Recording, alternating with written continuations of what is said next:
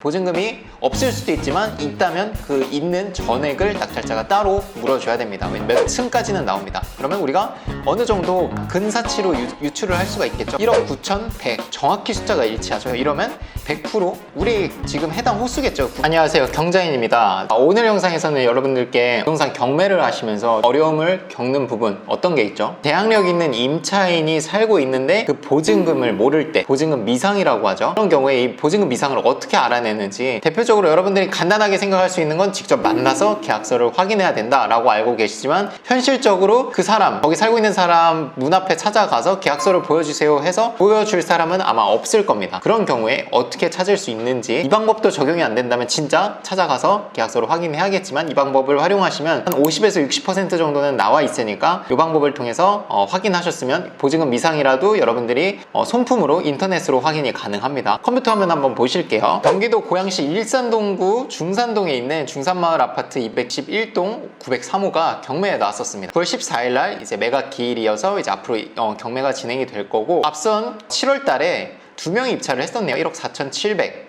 그리고 1억 4,600 두 명이 근소한 차이로 낙찰이 됐었습니다. 전땡땡님이 1억 4,700에 낙찰이 됐었는데 어떤 이유에서인지 미납을 하셨습니다. 그 이유를 보아하니 아래쪽에 허땡땡이란 분이 대항력을 갖고 살고 있어요. 2018년 2월 6일 날 전입을 들어오셨는데 확정일자를 안 받았고요. 그리고 배당 신청도 안 했습니다. 이런 경우에 법원에서 전혀 배당을 해주지 않기 때문에 온전히 낙찰자가 보증금이 얼마인지 파악이 안 됐지만 인수를 해야 됩니다. 대항력이 있기 때문이에요. 그래서 이 물건은 이 보증금을 알지 못하면 보증금이 없을 수도 있지만 있다면 그 있는 전액을 낙찰자가 따로 물어줘야 됩니다. 왜냐하면 법원에서 배당을 해주지 않기 때문에. 그러면 1억 4,700에 받으신 분이 만약에 이분의 보증금이 1억이라면 1억 4,700에 산 게 아니라 2억 4,700에 산 거죠. 보증금을 확실히 알고 입찰을 하셔야 됩니다.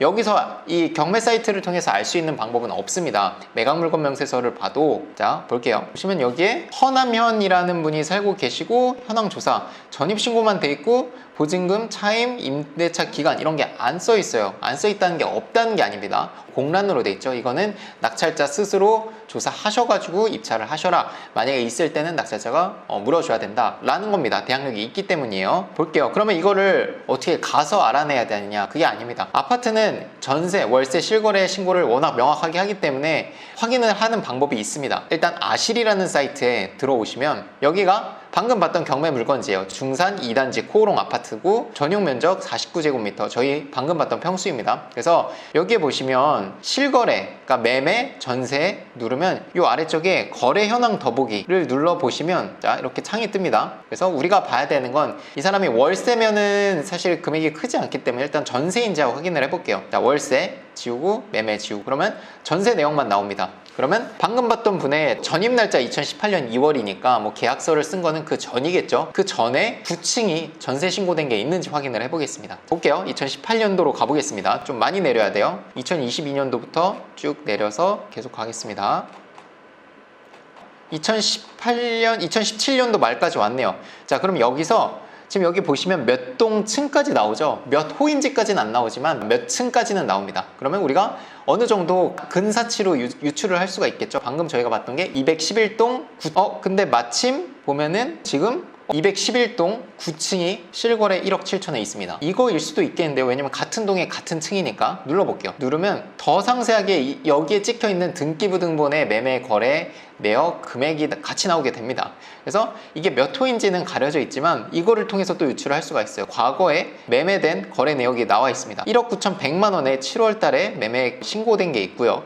그리고 4년 전 2013년 7월 29일 날 1억 2,900에 또 매매 사례가 있습니다. 그러면 저희 경매 물건으로 다시 살펴보겠습니다. 자, 요쪽에 나와 있는 게 이제 등기부등본 요약본입니다. 보면은 아까 봤던 그 숫자들이 있습니다. 1억 2,900 1억 9,100 정확히 숫자가 일치하죠. 이러면 100% 우리 지금 해당 호수겠죠. 903호에 해당되는 거래 내역입니다. 그러면 여기 살고 있는 사람이 보증금 미상이었지만 이거를 통해서 보니까 1억 7천에 살고 있죠. 그러면 요거를 이분들이 요것만 봤으면 입찰을 이렇게 못했겠죠. 왜냐면 1억 7천 보증금을 인수해야 되기 때문에 이분들은 1억 4,700을 쓴 게 아니라 3억 1,700을 쓴 거죠.